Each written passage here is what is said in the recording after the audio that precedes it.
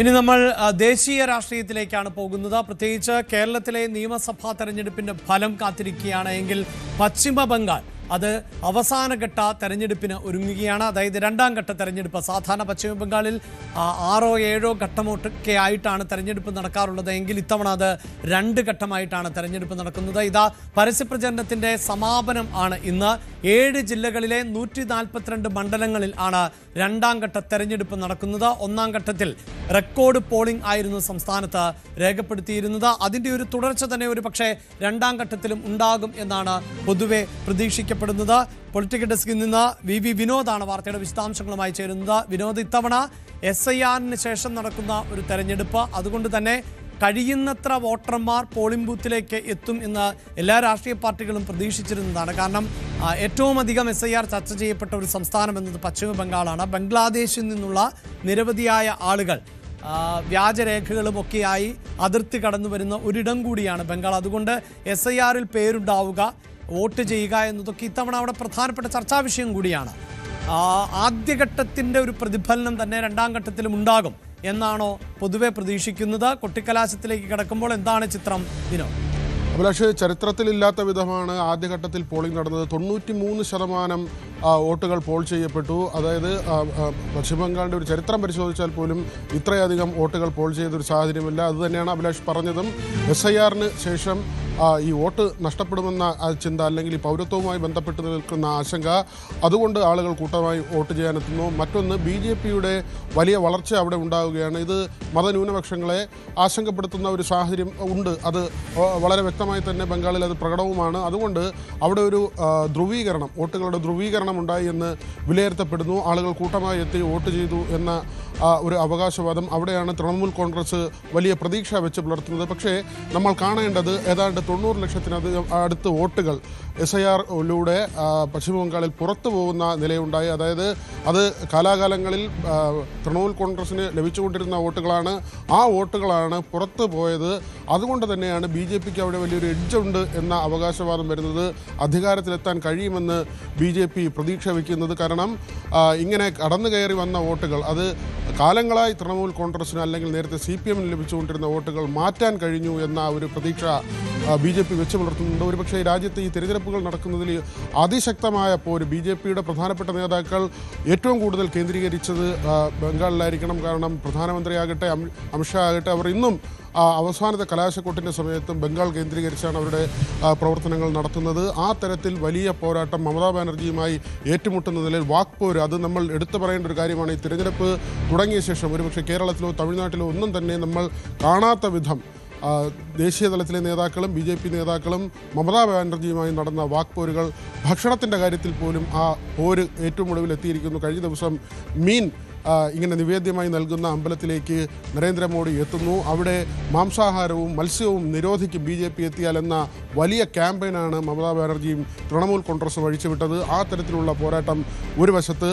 ഇന്നലെ തന്നെ മമതാ ബാനർജിയുടെയും അതോടൊപ്പം തന്നെ BJP സ്ഥാനാർത്ഥിയുടെയും പ്രചരണ പരിപാടികൾ തൊട്ടടുത്ത് വരുന്നു. ആ മൈക്ക് അനൗൺസ്മെൻറ്റിൻ്റെ ബുദ്ധിമുട്ട് കാരണം മമത ക്ഷോഭിച്ച് അവരുടെ വാഹനത്തിൽ നിന്ന് ഇറങ്ങിപ്പോകുന്ന ഒരു സാഹചര്യം, അവരുടെ പ്രസംഗവേദിയിൽ നിന്ന് ഇറങ്ങിപ്പോകുന്ന ഒരു സാഹചര്യമുണ്ടായി. ആ തരത്തിൽ നേർക്ക് നേർ ഏറ്റുമുട്ടുന്ന പ്രവർത്തകർ തമ്മിലുള്ള കയ്യാങ്കളി വേറെയാണ്. ഒന്നാം ഘട്ടം കഴിഞ്ഞപ്പോൾ തന്നെ വലിയ തോതിൽ കയ്യാങ്കളി ഉണ്ടാകുന്ന സാഹചര്യമുണ്ടായി. പ്രവർത്തകരെ ഓടിച്ചിട്ട് തല്ലുന്ന സാഹചര്യം പല സ്ഥലങ്ങളിലും BJP പ്രവർത്തകരും തൃണമൂൽ കോൺഗ്രസും CPM-ഉം ഒക്കെ തന്നെ ഏറ്റുമുട്ടുന്ന നിലയിലേക്ക് പോയി. നമുക്കറിയാം, കഴിഞ്ഞ തിരഞ്ഞെടുപ്പുകളിലൊക്കെ തന്നെ CPM-ൻ്റെ നില അവിടെ പരിങ്ങലിലാണ്. പക്ഷേ ഇപ്പോൾ MABB അടക്കമുള്ള നേതാക്കൾ പറയുന്നത് CPM നില മെച്ചപ്പെടുത്തും, ജനങ്ങൾ വീണ്ടും പാർട്ടിയിലേക്ക് അടുക്കും എന്നൊരു ആത്മവിശ്വാസം വെച്ച് പുലർത്തുന്നുണ്ട്. പക്ഷേ തൃണമൂലും BJPയും തമ്മിലുള്ള നേർക്കുനേർ യുദ്ധം തന്നെയാണ് ബംഗാളിൽ നടക്കുന്നത്. അതിൻ്റെ പരസ്യപ്രചരണത്തിന്, രണ്ടാം ഘട്ടത്തെ പരസ്യപ്രചരണത്തിന് ഇന്ന് കലാശമാകുന്നു. 142 മണ്ഡലങ്ങളിലേക്കാണ് മറ്റന്നാൾ വോട്ടെടുപ്പ് നടക്കാൻ പോകുന്നത്. അഭിലാഷ്, യെസ്, അതോടൊപ്പം തന്നെ ഇതിലേറ്റവും എടുത്തു പറയേണ്ടത് കനത്ത സുരക്ഷാ സംവിധാനങ്ങൾ. ഈ സൂചിപ്പിക്കുന്ന പോലെ തന്നെ തെരഞ്ഞെടുപ്പ് പ്രചാരണത്തിന്റെ പല ഘട്ടങ്ങളിലടക്കം വലിയ തോതിലുള്ള അക്രമ സംഭവങ്ങൾ റിപ്പോർട്ട് ചെയ്തിരുന്നു. നിരവധി കമ്പനി മുന്നണി സേനയെ അടക്കം ആദ്യഘട്ടത്തിൽ വിന്യസിക്കുകയും ചെയ്തിരുന്നു. അതുമായി ബന്ധപ്പെട്ടും മമതാ ബാനർജിക്ക് പരാതികളുണ്ടായിരുന്നു. കാരണം ഇത് തെരഞ്ഞെടുപ്പിനെ അട്ടിമറിക്കാനുള്ളൊരു നീക്കമാണ്. ഇത്രയും അധികം സുരക്ഷാ ഉദ്യോഗസ്ഥരെ എന്തിനാണ് വിന്യസിക്കുന്നത്? കാരണം മണിപ്പൂരിൽ സംഘർഷമുണ്ടായപ്പോൾ പോലും ഇത്രയധികം കേന്ദ്രസേനയെ അയച്ചിട്ടില്ലല്ലോ എന്ന ചോദ്യമൊക്കെയായിരുന്നു മമതാ ബാനർജി ഉന്നയിച്ചത്. പക്ഷേ അതിന് തെരഞ്ഞെടുപ്പ് കമ്മീഷന്റെ ഭാഗത്തു നിന്നുണ്ടായ മറുപടി, പശ്ചിമ ബംഗാളിൽ പലപ്പോഴും 6 or 7 ഘട്ടമായി തെരഞ്ഞെടുപ്പ് നടക്കാറുണ്ട്. ആ സമയങ്ങളിൽ അത്രയും കേന്ദ്രസേനയെ ആവശ്യമില്ല. ഓരോ ഘട്ടത്തിനനുസരിച്ച് സേനയെ പിന്നീട് അടുത്ത ഇടത്തേക്ക് മാറ്റാം. പക്ഷേ ഇതിപ്പോൾ 2 ഘട്ടമായാണ് തെരഞ്ഞെടുപ്പ്. അതുകൊണ്ട് തന്നെ കൂടുതൽ കേന്ദ്രസേന വേണം എന്ന നിലയിലാണ് ഈ ആദ്യത്തെ അക്രമ സംഭവങ്ങളുടെ പശ്ചാത്തലത്തിലടക്കം കനത്ത സുരക്ഷാ സംവിധാനങ്ങളാണോ ഏർപ്പെടുത്തിയിട്ടുള്ളത്?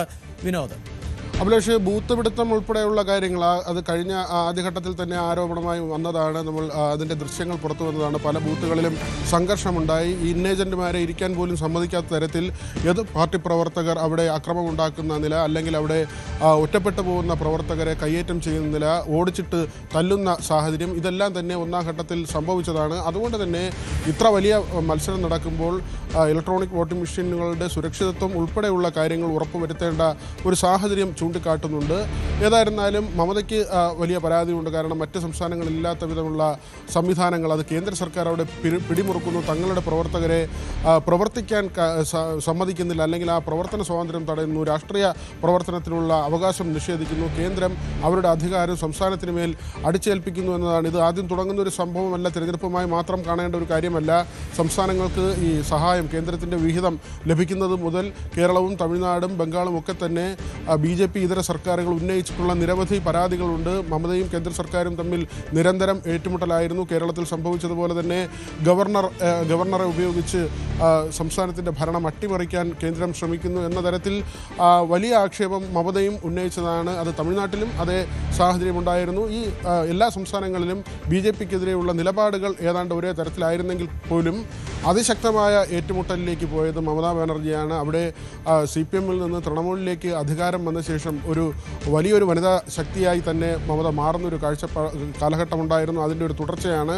അവിടെയാണ് ഈ 90 ലക്ഷം വോട്ടുകളെങ്കിലും പുറത്തു പോയിട്ടും മമത വലിയ ആത്മവിശ്വാസം പ്രകടിപ്പിക്കുന്നത്. അധികാരം നിലനിർത്താൻ കഴിയും എന്ന ആത്മവിശ്വാസം അവർ പ്രകടിപ്പിക്കുന്നത്. പക്ഷേ CPM ഉൾപ്പെടെയുള്ള പാർട്ടികൾ നേരത്തെ തന്നെ ആരോപിക്കുന്നത് ഇപ്പോൾ മമത കേന്ദ്രത്തിനെതിരെ ഉന്നയിക്കുന്ന അതേ ആരോപണമാണ്. കാരണം CPM-നെ അടക്കം അവിടെ പ്രവർത്തിക്കാൻ സമ്മതിക്കുന്നില്ല. മമത അവരുടെ പ്രവർത്തകരുടെയും അവിടുത്തെ പോലീസിനെയും ഒക്കെ തന്നെ ഉപയോഗിച്ച് ഈ രാഷ്ട്രീയ സ്വാതന്ത്ര്യം തടയുന്നു, പ്രവർത്തന സ്വാതന്ത്ര്യം തടയുന്നു എന്ന ആക്ഷേപമാണ് നേരത്തെ CPM ഉൾപ്പെടെ ഉന്നയിച്ചത്. ഏതാണ്ട് ഇതേ മട്ടിൽ തന്നെയാണ് ഇപ്പോൾ കേന്ദ്രത്തിനെതിരെ മമതയുടെ ആരോപണവും വരുന്നത്. ഏതാണ്ട് ഇപ്പോൾ 142 സീറ്റുകളിൽ കൂടി മത്സരം നടക്കാൻ പോകുന്നു. 4-ാം തീയതി തന്നെയാണ് കേരളത്തിലും തമിഴ്നാട്ടിലും ബംഗാളിലും ഒക്കെ ഒരുമിച്ച് തന്നെയാണ് റിസൾട്ട് വരുന്നത്. BJPയെ സംബന്ധിച്ച് പ്രധാനമന്ത്രി ഏറ്റവും കൂടുതൽ കേന്ദ്രീകരിച്ച ഒരു തിരഞ്ഞെടുപ്പ്, ബംഗാളിൽ ഏറ്റവും കൂടുതൽ അദ്ദേഹത്തിൻ്റെ പ്രചരണ പരിപാടികളിലേക്ക് അദ്ദേഹം എത്തിയ, അമിത്ഷാ എത്തിയ, അവിടുത്തെ പ്രാദേശിക നേതാക്കളൊക്കെ തന്നെ എത്തിയ നിലയിലുള്ള തിരഞ്ഞെടുപ്പ്. ഈ 90 ലക്ഷം വോട്ടുകൾ SIR വഴി പുറത്തേക്ക് പോകുമ്പോൾ അത് അധികാരത്തിലേക്ക് വഴി തുറക്കുമെന്ന് BJP പ്രതീക്ഷിക്കുന്നു.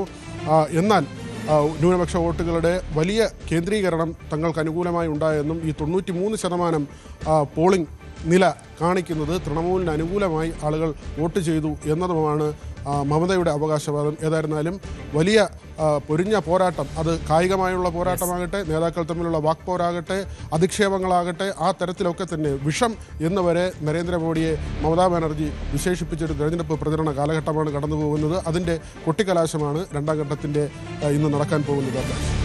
5 സംസ്ഥാനങ്ങളിലെ നിയമസഭാ തെരഞ്ഞെടുപ്പിനാണ് പരിസമാപ്തിയാകുന്നത് 29-ാം തീയതി. അതിൽ കേരളം നേരത്തെ വിധിയെഴുതി കഴിഞ്ഞു. തമിഴ്നാട്, അസം, പുതുച്ചേരി, പശ്ചിമ ബംഗാൾ, ഇങ്ങനെ 5 സംസ്ഥാനങ്ങൾ വിധിയെഴുതുമ്പോൾ ഈ 5 സംസ്ഥാനങ്ങളിൽ ഏറ്റവും ശ്രദ്ധേയമായ പോരാട്ടം നടക്കുന്നത് പശ്ചിമ ബംഗാളിൽ തന്നെയാണ്. കാരണം SIR-മായി ബന്ധപ്പെട്ട് 90 ലക്ഷത്തോളം വോട്ടർമാർക്ക് പുറത്തു പോകേണ്ടി വന്ന ഒരു പശ്ചാത്തലം ഉണ്ടായിരുന്നു. അതിനെതിരെ മമതാ ബാനർജി തന്നെ നേരിട്ട് വാദത്തിനായി എത്തുന്ന സാഹചര്യം ഉണ്ടായി എന്ന് മാത്രവുമല്ല, 2 ബ്രാൻഡുകൾ ഒരുപക്ഷെ രാജ്യത്ത് ചർച്ച ചെയ്യപ്പെടുന്ന, ഒന്ന് ദീദി എന്ന നിലയിൽ മമതാ ബാനർജി, മറ്റൊരു ഭാഗത്ത് മോദി, നരേന്ദ്രമോദി തന്നെ രംഗത്തിറങ്ങുന്നു. അങ്ങനെയുള്ള 2 ബ്രാൻഡുകൾ തമ്മിലാണ് ഇത്തവണ പശ്ചിമ ബംഗാളിൽ ഏറ്റുമുട്ടുന്നത്. ബംഗാൾ എങ്ങനെയും പിടിക്കുക എന്ന തന്ത്രം തന്നെയാണ് BJP. അതേസമയം ബംഗാളിൽ പതിറ്റാണ്ടുകളായി തുടരുന്ന ഭരണം ഇത്തവണയും നിലനിർത്തുക എന്ന ലക്ഷ്യത്തോടു കൂടി തന്നെയാണ് മമതയും പോരാട്ടത്തിന് ഇറങ്ങുന്നത്.